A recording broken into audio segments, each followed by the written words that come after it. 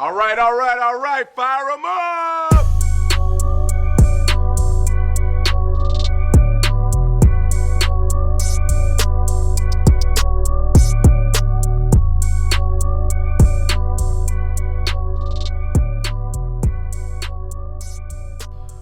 What's going on, everybody, and welcome to the Genre of Your Life podcast, your go-to podcast for all things entertainment, movies, and TV, and a podcast that wants to debate that apparently Chalamet won White Boy of the Year award, but let's be real, it should be me, of course. As a black man, I am against this word completely. What was the? Wait, hold up. Who was the guy that gave him that? Hold up. It was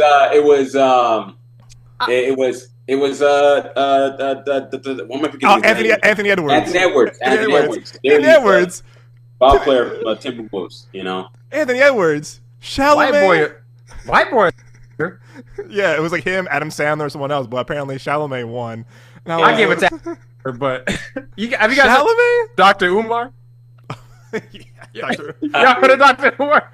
I beg your pardon? Bro, I've been listening to the podcast like nonstop the past like week. So when he said like White Boy of the Year, I was like, I beg your pardon. I beg your pardon.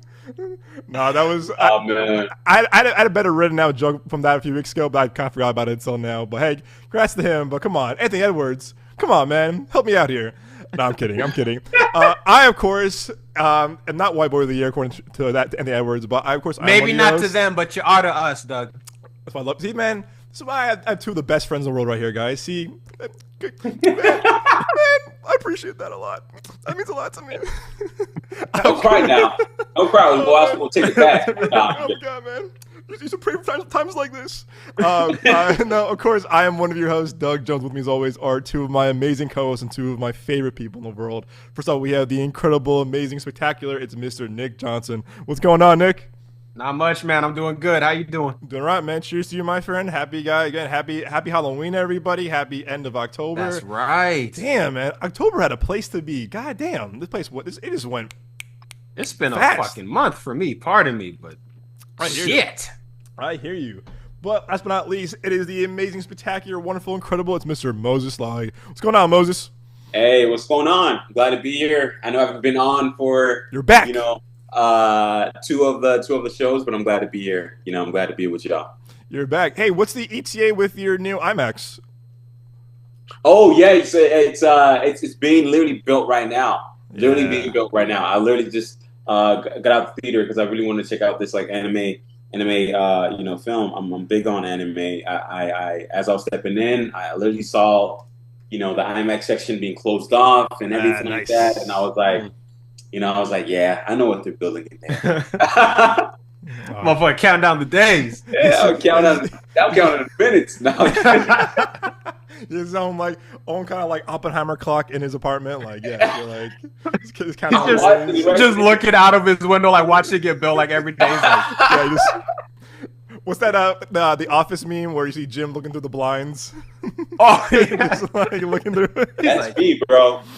That's me, but it's I'm excited for it. I know it opens up, at the end of the year or early next year, but we'll see.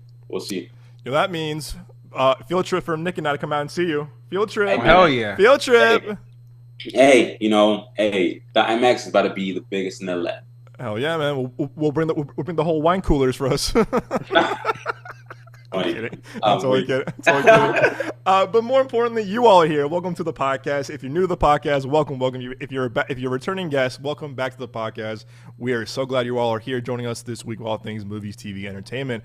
Of course, you can find this podcast on your favorite podcast platform, where it's Apple Podcasts, Amazon Music, Spotify, or YouTube Music and other platforms you can find podcasts on. Of course, you can find our video show on our YouTube page, youtube.com/MidwayAvenueProductions. Listen, guys, we're at 850 subs. Help us out here. We need 150 more to get to 1,000 on YouTube. That's huge for us for monetization, more opportunities for us to do events, coverage, press events, screenings, you name it. We're this close. Help us out there. We're very, very close. And, of course, we still have our ongoing goal, of course, as always, as the 200 Apple Podcast ratings. Help us out here. Don't be shy. Leave us a review, comment, rating.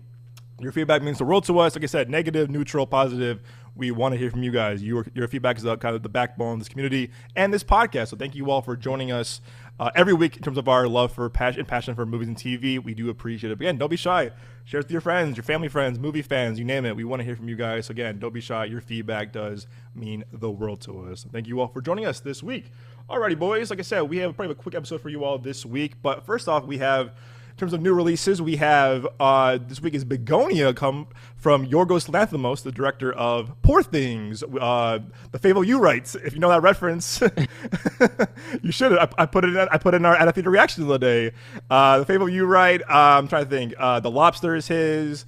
I think there was another one he made too that I forgot to mention. It was like. It was it was a homeboy from Saltburn. Barry Keegan's in it. The Killing of a Sacred Deer. That's the one that that was him too? That was him. Yeah, that was him. Okay. Got you. That was him. So very eclectic filmmaker, very out there filmmaker, knows movies. He definitely has no problem, taking a few risks, I would say, in terms of his filmmaking and his style of filmmaking. I told this to Nick and Argentina knows at the movie the other day. He's kind of like the and this is, I mean, all due respect too. He's kind of like the Wes Anderson for freaky people. I can see that because I've been hearing about I heard about Poor Things, about like some of the subject matter, and like from the trailers you can see like that kind of visual aesthetic. But even like with this movie, I'm like, after you said that, I was like, yeah, I kind of get that. It's like I don't know what else to describe it or what else to compare it to, but yeah, like Wes Anderson for freaky people. Yeah, damn. That's it's hey man, eat your heart out, man. Again, no shame whatsoever. But seeing him in his movies, I'm like, the people who are very kinky into lots of certain things, like, oh, definitely. And I would not recommend seeing a movie like Poor Things with a girl you're seeing at the time and all her friends, because that was very uncomfortable. And also, too, no, I remember seeing that with with the girl I was seeing at the time and her friends, all her friends, and I was kind of uncomfortable. But then people brought their families in, and I said, hey, yo, hold up now, excuse me? I was like, what? They walked in, and I said, oh, hell no. I said, absolutely not.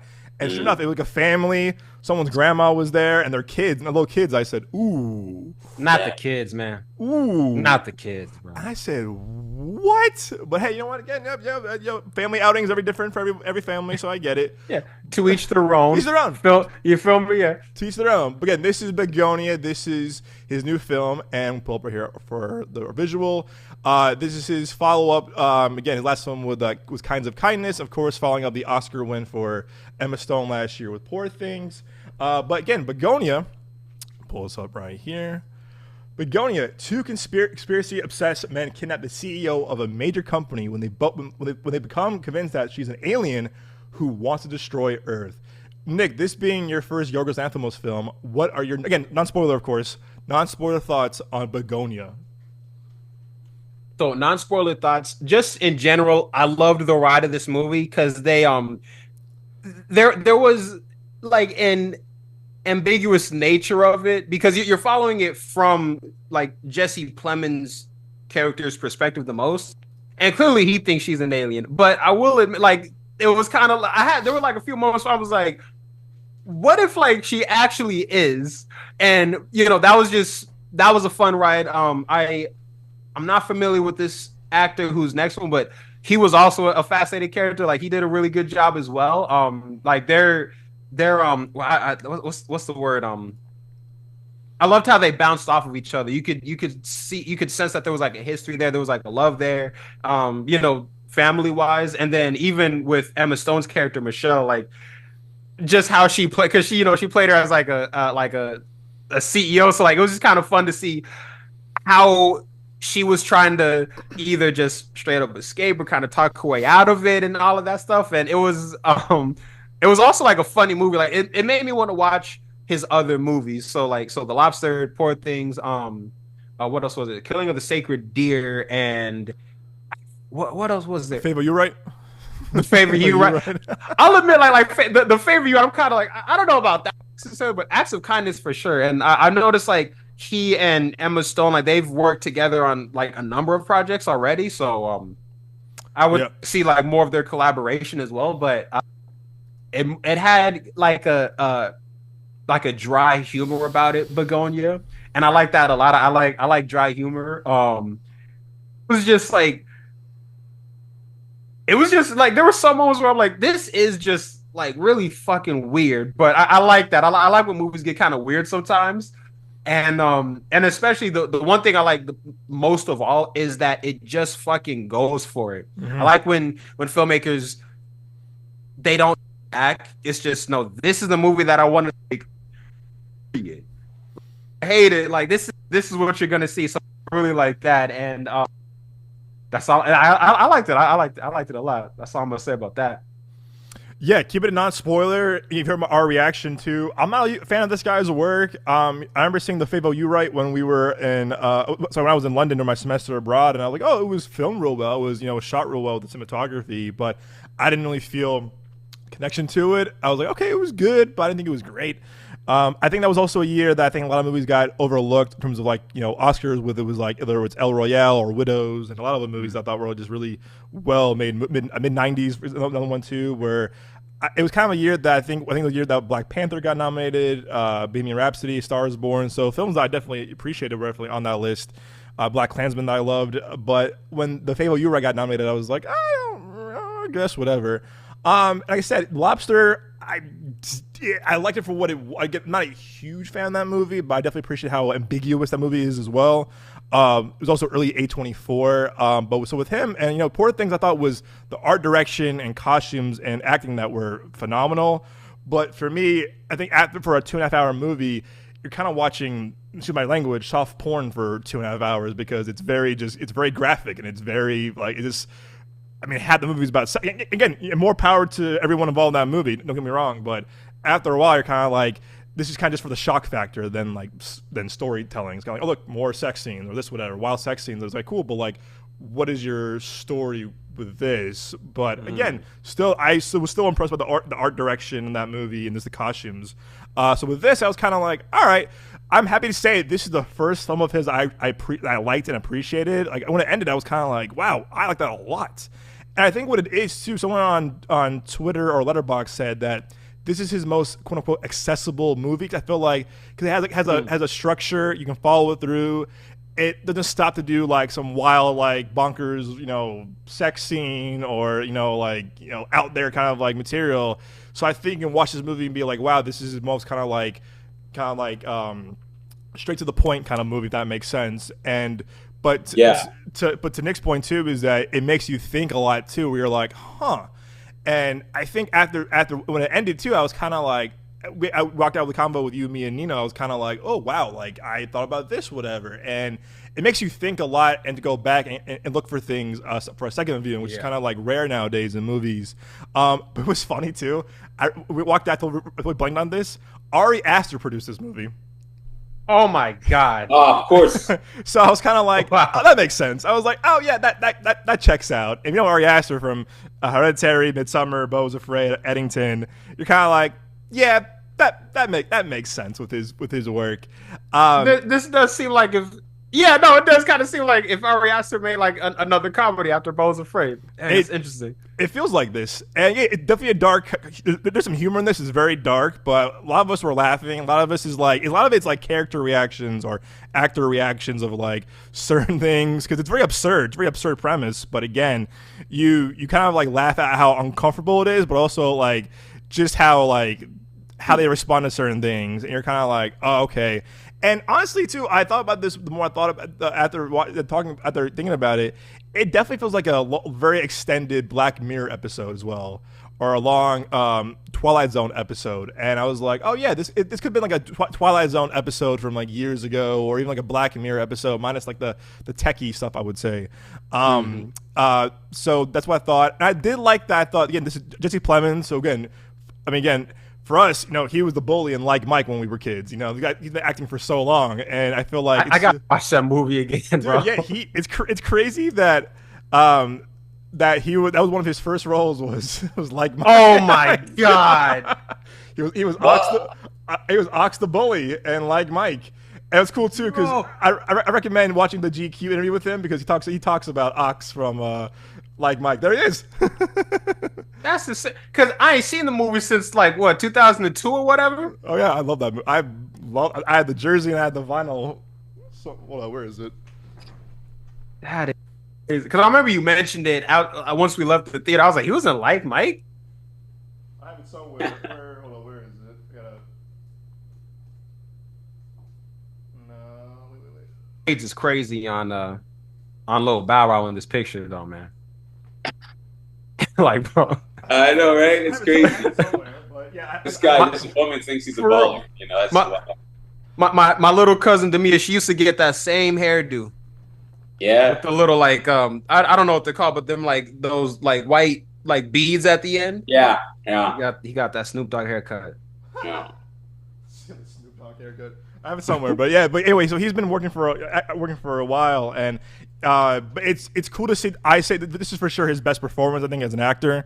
Mine is game. Like Mike? No, sorry. No, I mean, in my heart, yes, but no. You guys know who he looks like as well, right there? Matt Damon. No. I mean, probably, but like, have you guys seen it? I mean, you guys seen Everybody Hates Chris? Oh yeah. Oh, the bully, right? The bully. Yeah. That show, the bully and the teacher on that show were out of pocket as hell, bro. I know, but it was just funny. Oh man, it was so bad. Oh, you're right. Oh my god, yeah. Caruso. That's right. It's always the redhead. It's always the redheads, man. The redheads were the gingers, always the bullies. Oh my. There he is. He looked like a menace in that picture. Bro, this guy was a menace in this show. It was great. But watching this though, this is his movie, and he's so good in this. I mean, it's a terrific performance. I think definitely Oscar worthy, if you ask me. Listen, he's so good in Game Night too, as the creepy cop next door. That's probably like, I would say, up there with his best performance. But to me, he showcases a huge talent and range, him as an actor, and he's so good in this. And I want to shout out as well the actor who plays his cousin, plays Don, Aiden Delbis, really cool. I appreciate it as someone who has a brother with special needs. I appreciate when they cast actors with special needs too, and he is also an autistic actor in real life. And in the movie, he's autism, he's on the spectrum. So I appreciate Yorgos and the studio, casting him. That it's really cool to see people like that get roles and you have a moment to shine, whatever. And he's really good. He's really good too, because there's certain scenes where he's a scene stealer, where you're like, oh my gosh, this guy's a great actor. So I love seeing that in terms of like giving people like him a chance for movies like this. But it's, like I said, it's very wild. I mean, it builds anticipation, and then there's a moment where everything kind of goes to shit. You're like, oh, hold up now, and that's where things kind of like, when shit hits the fan, literally, and you're like, hold up now, and it just goes. It just goes. The less you know, the better, I would definitely say. But to Nick's point though, it makes you think, because you're kind of just like, where's this going? How is this going to end? And you don't really know. And I feel like if a movie can definitely keep you guessing to the very end, that's a great structure or storytelling and directing, also a good script, and also too, this is also another original script. I gotta give it props to that. It's been a year for original movies, and this one adds to the original. I mean, great films that are original this year. So when people say, "Oh, there's only sequels and prequels, whatever," well, guess what? Another film right here that's pretty good. That's original. So if you want to talk about original films, go support original films like this. Come on, y'all. I always say, when it comes down to original films, if you really look for them, you will find them. I agree. If you really look for them, you will find them. But some people just like to feel like, I don't know, they like to feel shallow, as if they're not. I mean, I'm not gonna lie to you. There are more sequels than originals, but if you really look what the original films was, they're there. Oh yeah, they're out there. They're out there. And you're right. People gotta seek them out and really kind of do their due diligence as film fans and as audience go support films like this. How they supported films like Sinners and Weapons and F1's original thing too. But like, I think this year though, yes, there has been big ones, but I think about films like A Companion or Black Bag or Novocaine, Good Boy that we saw at South by. Like, I mean, there's been really just an amazing year for original films. Some got more, more hype than others. That's the business, that's the name of the game, of course. But I think when this year ends, we're gonna reflect back of like, wow, how this year was great for both blockbusters and original films. And I think this movie definitely adds that conversation for sure. And again, it's like 2 hours. I think me and Nick were on the same page. Our friend Nino was kind of not on the same page, but for 2 hours, it goes by pretty fast. I mean, it goes. It definitely goes. It might slow down a little bit in the middle, a tiny bit, but for the most part, though, it picks up. And I do think his other movies, like I've seen, like The Fable You Right and Poor Things, his other films have a bit of a they overstay their welcome in terms of like the runtime and the pacing. Like Poor Things feels long. The Fable You Right feels long. But with this, I was kind of like boom, boom, boom, boom, boom. They go. And if I have any, again, not spoiler, if I have any nitpicks or kind of like complaints, I think it's a little bit of the audio I thought was kind of could have been a bit better, just audio editing a bit better, but that's more of a nitpick.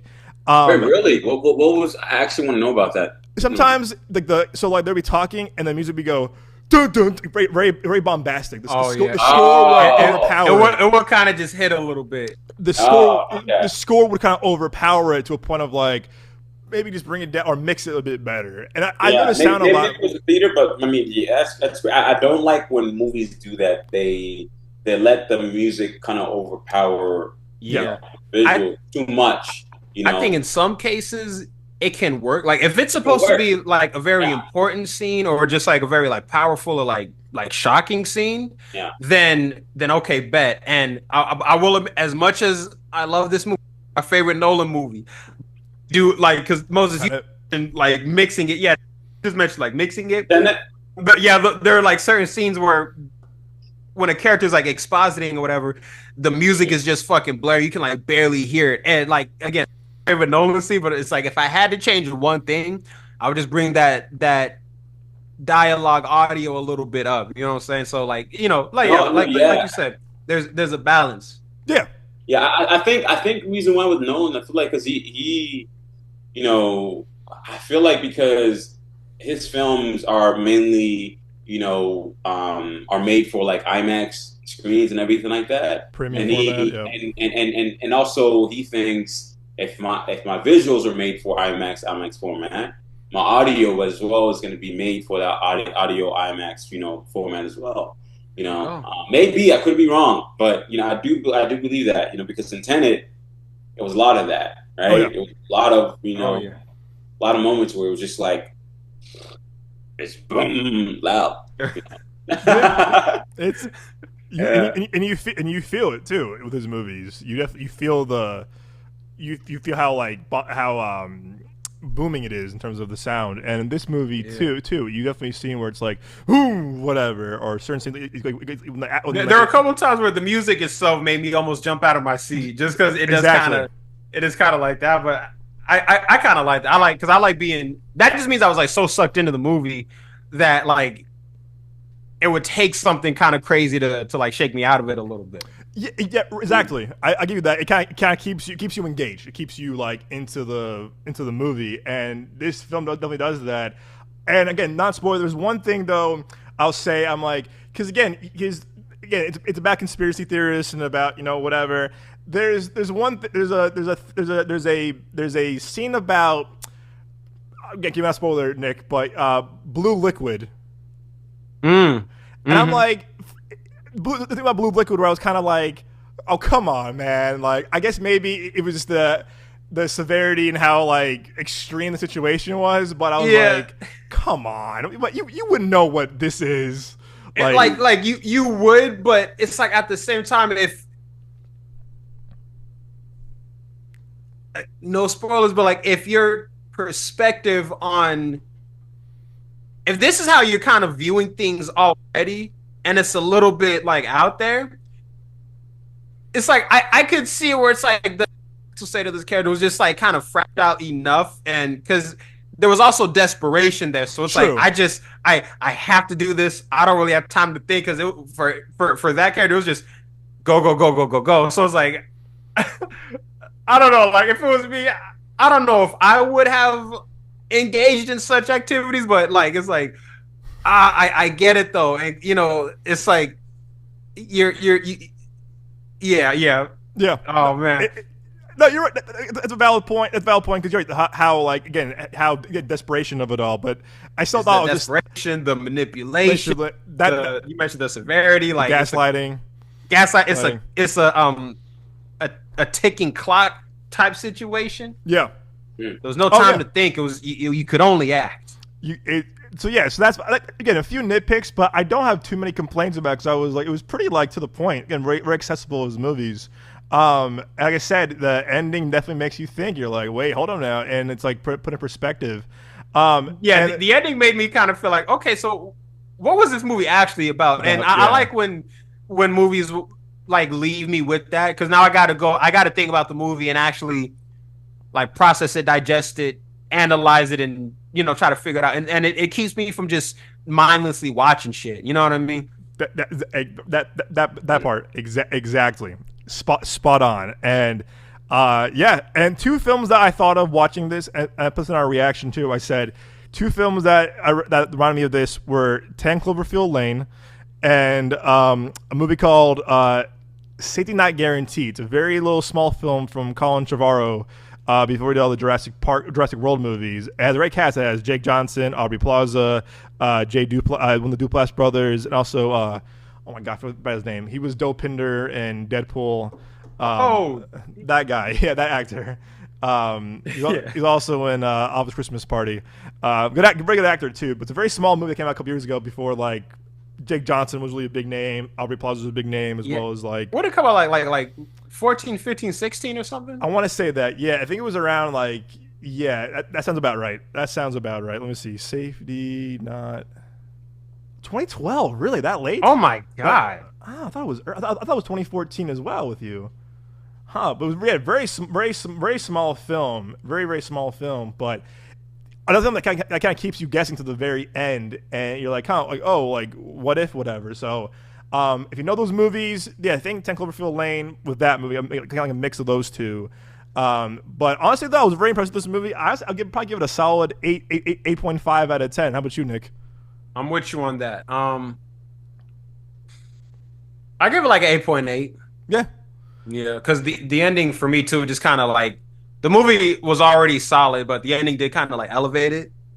Yeah, because the whole time you're kind of thinking of like what's happening, what's going on, and when it reaches the ending, you're like, oh shit, you're like, oh damn. And again, to Nick's point too, it's definitely a conversation starter too, with certain things and certain themes, whatever. But yeah, if you're a fan of his movies, definitely check this out. You're a fan of Emma Stone. Emma Stone also great in this movie too. But you know what, Emma Stone I appreciate because like, yeah, she's definitely the big name in this movie, but it's more of a supporting role for her in this movie. Mm-hmm.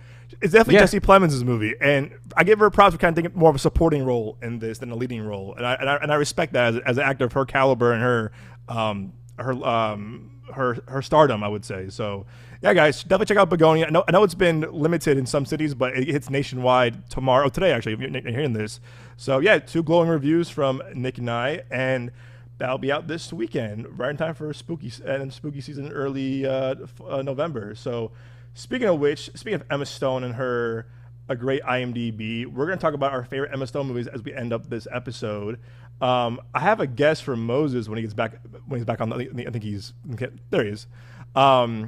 Mo, starting with you, I have an idea of what your favorite Emma Stone movie is, but yeah, I'm asking you up front, what is your favorite movie of hers? I mean, you guys take a wild guess. Definitely Poor Things. Poor Things. What? I'm gonna say Zombieland 2, double tap. You guys being serious? No, I'll pull it up. It's Aloha when she plays an Asian woman. Oh my god. She played an Asian. Oh no. Yeah. Okay. That movie was so bad. That movie was so bad. Nah, I mean, it starts with me. You already know what it is. You already know the movie. You guys know what it is. You guys been there. I'm kidding. No, it's La La Land. Is it for? Okay. I wouldn't. Yeah, it's La La Land. I adore this movie. It's my top 4. Letterboxd. So you didn't know that, Nick? No, I did not. I did not know that at all. I thought you were gonna say it's my top 4 favorite Emma Stone movies. I'm like, God, no, you got like a whole category. Like for movie, on Letterboxd and everything like that, and it's just an amazing film, and I think inspiring. You know, when watching it the first time, you know, with I had Doug was the first person to actually convince me to go watch this movie when I wasn't when I was like, man, this was like back in undergrad. You know, he was like, oh, you're gonna love this movie, and I'm just like, bro, it's gonna be terrible. It's gonna be bad. You know what I mean? And I go in and I sit down and I watch the movie and I'm just like, man, this is magic right here. You know? And I think that's what kind of like led me to, you know, really try to like tap in on myself as an artist, as a filmmaker, to really tap in, you know. No, I'll tell you what, sorry. When the film ended, I remember I turned to you, and you were like this. You're doing one of these. You're doing one of these, and I said, "Yeah." I hope he liked it, and you sat there, and you were like, "Fuck," and I was like, "Is that a good one?" And you were like, "I remember seeing," because I remember like seeing you. You were just like you were taken aback. No, I was taking it back, man. Like I love this movie so much that I convinced one of my friends that we need to make a musical ASAP, you know. Campus and we did make a little musical, but it didn't really go the way we planned, but we made it, we shot it because of the fact that I was really inspired by this movie. Hey, hold up, I'm listening. Was that John Legend? Go back a couple. Yeah. Was that John Legend? Yeah, he produced it too. John Legend was in La La Land? He produced it, yeah. I fucking saw that. How do I not remember John Legend in La La Land? Oh yeah. Yeah, he's in it. He sings too as well. You know, I just love, you know, the vibe it brings. You know, it's a vibe. It just like, you know, when you watch a movie like a Quentin Tarantino movie, like, you know, Once Upon a Time in Hollywood, it's just a nice vibe, right? You know, the same thing with same thing with La La Land for me. It's a movie that I know I can easily just go back to and watch. You know, and the fact that Emma Stone is in the movie, you know, is also way better. And the fact that Emma Stone is also from Arizona makes it even out. Makes it even cooler as well, you know. And yeah. So this movie is my favorite of hers. You know, just like her, I'm also reaching for the stars. That's why you're in La La Land yourself, my friend. Chasing that dream, baby. Yeah, but good movie. Love this movie. You know, chasing that dream. All right, Nick. For me, it's a tie between Crazy Stupid Love and Easy A. Like Stupid Love, the first time I saw it, like Easy A is great. Easy A, yeah, because I went into Easy A just expecting like, you know, just like a late night like raunchy comedy, and you know I was just kind of looking for cheap laughs. But I'm watching the movie, and I'm like, yo, this movie's actually it's deeper than I like realized it would be. So I really appreciated it for that, and also like it is funny, and I felt like the humor was pretty clever too. But also like just, you know, the message about just because I'll admit I haven't seen it in years, but like it did stand out to me, like, you know, just be yourself, like don't let other people's like perception of you necessarily change who you are. And also like I remember she had this line like, you know, whatever it is, it's no one else's like damn business. And me personally, I very much resonated with that because I don't like when people are trying to be all up in my business either. So I just I like that a lot, and the cast was phenomenal. Lisa Kudrow, I forget her name, but from Ali and AJ, who was a friend, Emma Stone, obviously. Stanley Tucci, the Tooch, and Penn Badgley, who was because I just recently like watched You, so like I like when I realized he was in it, that was just really cool. And then, you know, Crazy Stupid Love, a similar reason, like the humor in it, I thought it was funny, it was clever, and I don't want to spoil it for those of you guys that haven't seen it, but there's like a scene where we'll say like a bunch of elements of the story like coalesce. That was a great twist. Dude, that twist, oh my fucking God. I loved it. Like that, I was already enjoying the movie up until that point, but that particular scene, it was like the cherry on top, the bow on the present, other euphemisms such as I just loved it. And even the message there, like I liked how it kind of tackled the topic of how crazy and stupid like love can be, but also like how complicated love can be. Yeah. Because everybody by the end of the movie, you know, this isn't like a spoiler, but everybody at the end of the movie, like they still loved each other, but it was just like these kind of weird, complicated situations where it's like maybe this won't work out right now for some of us, but that doesn't mean it will never. You know what I mean? Like some relationships didn't necessarily last, but it was still a happy ending for everybody. You know, and again, like just the writing was clever, the message was clever. I think this was like one of my first Ryan Gosling also, and yeah, it was just fucking funny, man. So yeah, Easy A and Crazy Stupid Love. That was a ball year for him because he had that in July, and then Didn't he have Drive that year too? Yes, thank you, yes sir, yes sir. Yeah. That's a great 2 run again, man. This dude had a 2010s man had a run, bro. I mean, yeah, he did have a run. Holy shit, He did have a run. Because I remember like I don't remember it was like the 2010s for sure. I don't remember like which specific year, but I remember like everybody was saying like, "Oh my god!" I think it was because of that movie Drive, but everyone was like, "Man, like Ryan Gosling has to be like the next Batman," and you know, like da da da da. I was never for that. I didn't really like him as Batman. I don't think he would be great as Batman. Okay, because whenever I said that to people, like they would look at me like I'm crazy. I'm like, if he was like not like Robin, but like if he was like a grown up, so because it's like I don't know. For me, I don't think he has that. Maybe he can do it. I don't know. Maybe he can. Like to be fair though, a lot of people doubted Ben Affleck and Pattinson as Batman, so maybe Gosling could have brought something interesting to the role. But still, it's like he still would be like my top choice. I never doubted Ben Affleck as I actually thought like in terms of like you know the way he carried himself and you know Ben Affleck in general. I was like, oh yeah, this guy could definitely play. I remember I was in class one time and they announced I was like in high school, bro. This is like back in 2014. I was like I think I was like in English class or something like that. And what a nerd! My teacher. What? What do you say? You're like, I was in English class. I was like, what a nerd. I think I wasn't on. I don't know if I was in honors English or whatever. I don't remember, man. Long time. I wasn't a nerd. You went to school? What a fucking loser! Get the fuck out of here! You went to school, bro. You went to class other than the recess and lunch. Oh my god! No, like that. I legitimately skipped school to see Batman versus Superman because it was coming out like it was your holiday, bro. I told Mom, I said I'm not going.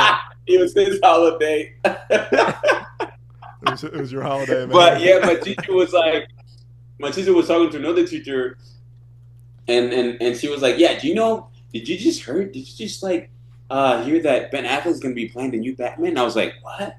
That's crazy." And that's how I literally heard the news, from him being able to play Batman.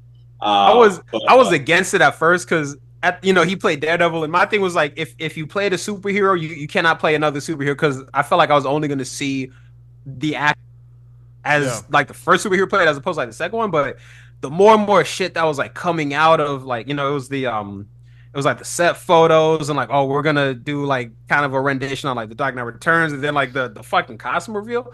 I was like very quickly I was sold on him as Batman, and then after seeing the movie, like to me, like he is the best Batman. I think Pattinson had the best solo movie, but Affleck, he is the best on-screen Batman, bro. Yeah, for me too as well. So sorry, we kind of that picture right there, dude. Did you mention what's your favorite Emma Stone movie? Oh, that's right, Doug. Yeah. Yeah, it's BVS. You know that. Come on now. Oh yeah, it's crazy. BVS. Yeah, this was tough too. The more I thought about it as well, I remember seeing that shot. That shot was fire though. That first shot of Ben Affleck in the batsuit. That shit was hard. That shit goes. Bro. That's chef's kiss. I ain't never done nothing like that before or since. It's tough, man. So my first movie I saw her in was Zombieland, and I love Zombieland. I love that movie so much. One of my favorite horror comedies ever. So it's tough. I remember seeing that. I'm like, oh, this movie's badass.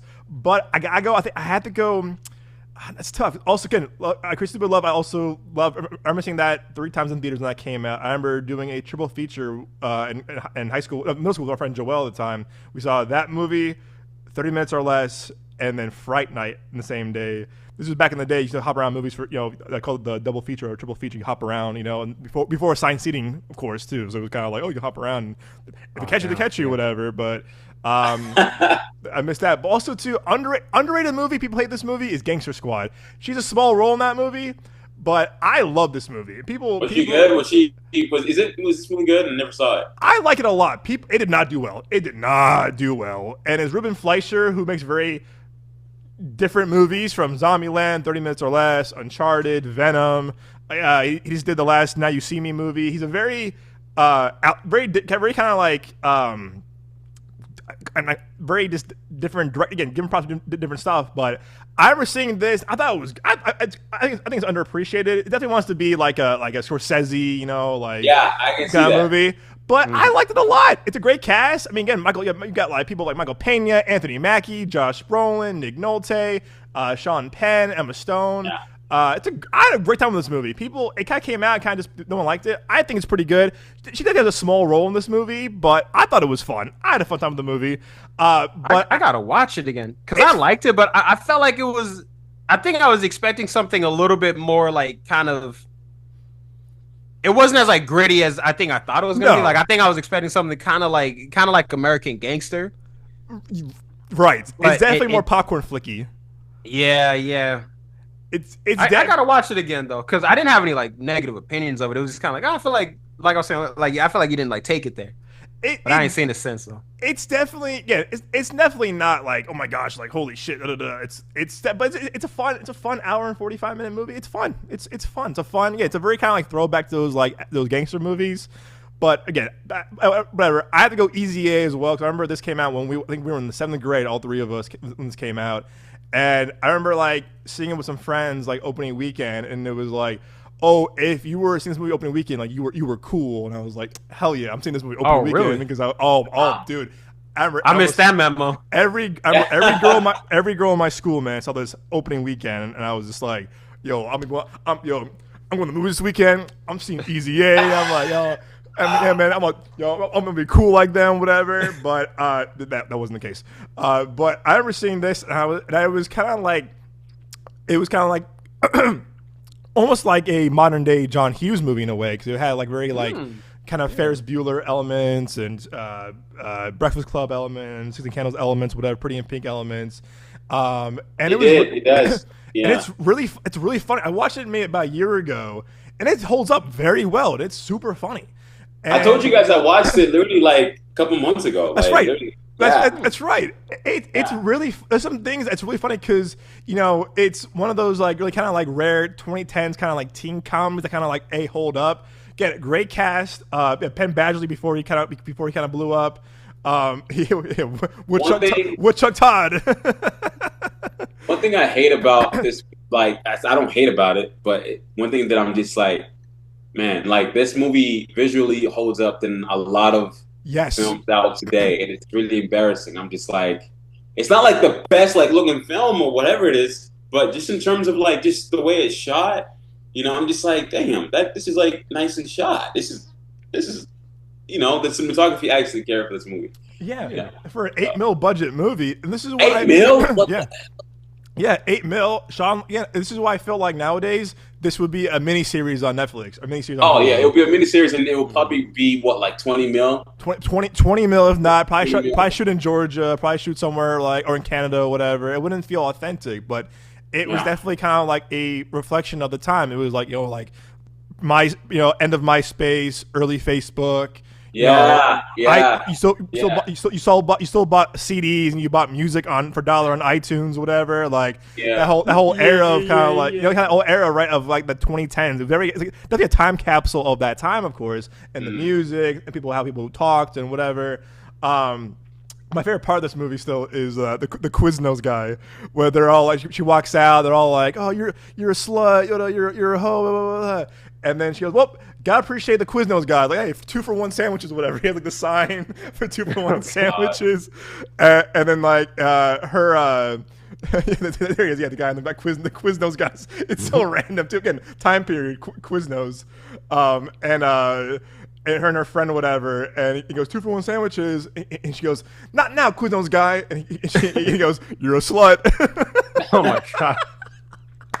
And stuff like that is so funny. Or I like Stanley Tucci, and he goes, when the kid goes, Who cares? I'm adopted. Yeah, I know. Oh, yeah, I remember that. He's like, what? Who told you? Oh. And then 5 minutes later, Oh my god! and they're at the breakfast, and he goes, and everybody's like, the whole family's looking at the dad like, oh my god, stop kidding around, Bro, you know. And it's like very wholesome. It's very wholesome as well. I'll admit, like I wasn't like a dumbass when I was a kid, but my first time I watched that movie, I was like, did he just not fucking bring that up to this kid? I was like, did he really just not fucking this shit that no one would notice? He's like, listen, son, sometimes like even though mommy and the daddy love each other very much, I'm like, bro. And it's funny too because like moments later, he's like, so where you from originally?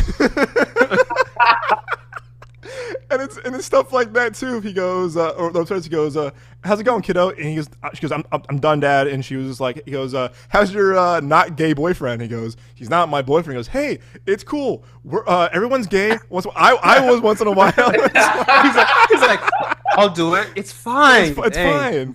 And it's very how it is. It's written with a lot of heart and a lot of it balances humor and heart very well. And you like Penn Badgley in this, you know, because he's a nice guy. He's very sweet. Yeah, he's the Blue Devil, and he's Woodchuck Todd. There's a scene too with the walking or whatever, and then he splits off, whatever. And the guy in the background goes Woodchuck, and he gives him a high five.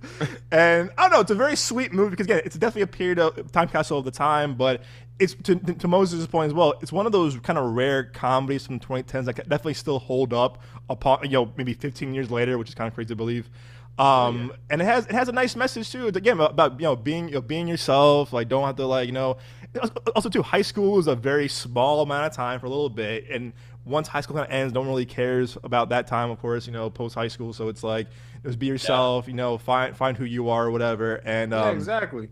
Because I feel like low key, I'm not gonna say it's unimportant, but I feel like kind of Doug, to your point, high school didn't matter as much as movies and TV shows you to believe. Yeah, that was it. that was all I had to say. But it's true though. It's not, because I feel like you find your core people in college. I.e., look, it's the recourse. It's like you find your core people in college, and you kind of like you find the better people on the way. I feel like, and you still friends from high school too.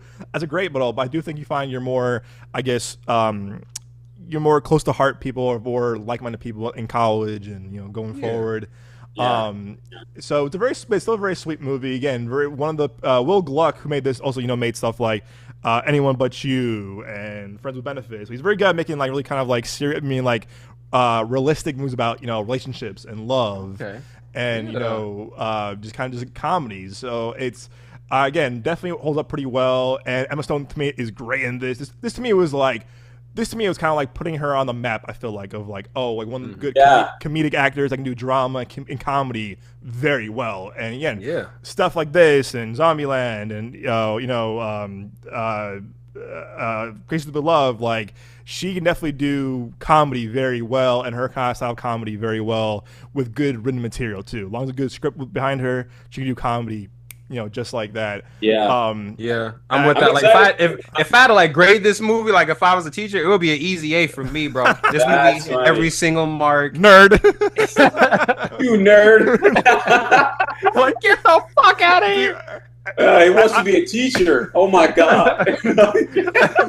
Also, you like to learn, bro? You know who's good in this too? Is Thomas Hayden Church in this is really good in this. Yeah, the fucking Sandman. He's really funny in this. He's really funny in this. He's really good in it. It's like, wow, it's one like good comedic timing or whatever. He goes, if I have to hear how hot she is again, I'm gonna kill myself. And it's just very because he's the cool teacher that you want to have, in high school and college or whatever. It's funny, and I also love the ending too, where like the Indian guy goes, What? She's a naked? This is bullshit. It's just like, and then the guy does the ice cream truck at the truck. It's so absurd. But I know, it's a very sweet, very feel-good kind of comedy. And again, one that kind of holds up. Also Amanda Bynes' last project before her like kind of took that unfortunate turn. But yeah, it's good. Everyone in the movie is really funny and it holds up really well. But what's it on to? Is it on? It's like It's on Prime. Prime and Pluto TV. Nice. Yeah, Pluto dope. TV. That's good. It's funny. Very one of the modern day John Hughes movies that still very holds up. You guys remember like the one of the songs? It's like I forgot what the song. It gotta be a good life. Oh yeah. Oh my gosh. One Republic, dude. Oh my god. Yeah. Yeah. Oh my god, dude. Yeah. Very. Oh my god. I heard Morrissey the chorus. I was like, I don't know what he said. Like, and then you're like, I know it. No, I used to listen to that shit on fucking loop, bro. Yeah. This is gotta be a good. I'm not gonna say. I apologize. I don't have the. No, but think about it. I mean, that was in that soundtrack also was a period of that time with One Republic, Flow Rider. I mean, that soundtrack had very that of the time. It was impressive, man. Impressive. You know what's funny too? One of the letters to this day where she was like at the bookstore. She goes, "Yeah, I'm looking for the Bible. Oh, next to bestsellers. Twilight. Twilight goes, oh yeah, bestsellers. Next to Stephanie Meyer, Twilight. It's kind of the most randomest thing to put the Bible next to Twilight, and the most randomest things to put the Bible next to Twilight, which to me is hilarious. It's like to me, it's like so out there. But again, at the time, it was Twilight was huge. Not as big as the Bible, but like still pretty. It was still like it might have been bigger than the Bible at that point. The way people was talking, the way everyone was freaking out about it. Touche. But those are our Emma Stone picks, and again, we will leave you on that. But before we go, Moses, where can our lovely audience find you at home? You can find me at Instagram at MosesLawi _. You can also find me at my website, directedbymoseslawi.com. You can also find me on YouTube as well, and everything. Moses Lawi, directed by moseslawi.com. You'll find it. But yeah, no, it's you can find me on YouTube, like I said, at Moses Lawi, and of course. You can as well, find my latest short film that I uploaded on that YouTube page and everything. I hope to check it out. It went through a whole festival run this year and also last year as well. And I hope people were able to just check it out. I know a lot of people already seen it and everything, but I'm hoping that it has a home somewhere on YouTube because I feel like it's a story that tackles something important that I feel like it should be for everybody to see. And yeah, of course, you can also find me here at the Genre of Your Life podcast and in your hearts. Hell yeah. All right, Nick. As always, you can find me right here at the Genre of Your Life podcast and on Instagram at Ahmad Johnson 98, right here in your heart and in your souls. Ooh, always, forever. Going deep. Going deep. I like that. I like then that. It just fades to black on my camera. I just like Thanos dust away. I was never here. Transition. You can find me with these amazing gentlemen every week on a podcast that I'm so happy to be a part of with two of my favorite people in the world, and a show that we will celebrate our 3-year anniversary next month. I'm gonna cry again, man. I can't believe 3 years, bro. We got to do something for that. We got to do something special for that. Crazy, man. Yeah. 3 years, bro. 3 years, guys. 3 motherfucking years. You can find me, of course, on my personal Instagram at TheYoungJones. You can find me on Twitter or X at CapriSun. You can find our show socials, all one word, Midway Avenue Productions, on YouTube, Instagram, and of course TikTok. Like I said, our YouTube has definitely been blowing up a lot more. Thank you all for watching our reactions, our video element of the show. So thank you all for tuning into that. Get our link tree, guys. Like I said, for some reason it didn't save your short film. I'll add it to afterwards. But again, Nick's article, Mo's article, both, again, these guys have some amazing award-winning short films. Both together are so talented filmmakers. I'm really just an honor to be having the same room as these two because again, these guys are just so talented and so creative. So for sure check out our link tree, whatever. If you went to the Bugonia screening tonight, thank you for going. We appreciate it. Hope you went bald for Bugonia. That was really, we appreciate, of course, our friends at Frost, Lee, and Allison, of course, helping us let's kind of promote that for you all. So if you went, let us know if you went. We want to hear from your feedback, of course, about the movie. If you did shave your head, more power to you, and we appreciate you showing out. But that means a lot to us, and of course to the studio and everyone involved. Everyone at Frost, the movie's more fun. But more importantly, thank you all for joining this week's episode. A more shorter one, but we'll be back next week with a lot more, of course, in terms of coverage for movies, our passion for TV, entertainment, all that good jazz. Yes. But as we end October, hope you had an amazing month in October. Hope you had a great, safe, happy Halloween. And of course, guys, we have a lot more to cover before the year ends. Yeah, November's coming up, but man, we have 2 months of just jam-packed more movies, shows, you name it. So we have a lot more. So buckle in. We have a lot more to cover for you all this upcoming few months. But hey, guys, of course, stay well, stay safe. But more importantly, everybody, as always, we will see you all at the movies.